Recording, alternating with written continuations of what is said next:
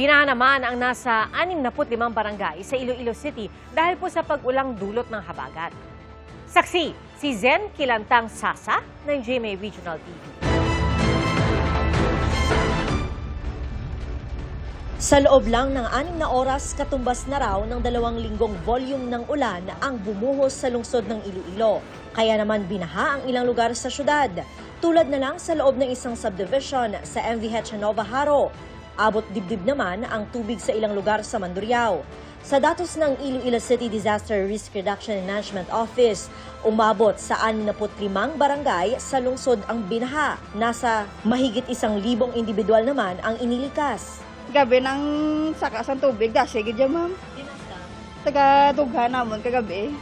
Paghupa ng baha sa barangay Kalubihan sa Haro, naglinis ang mga residente dahil sa dami ng putik na pumasok sa kanilang bahay.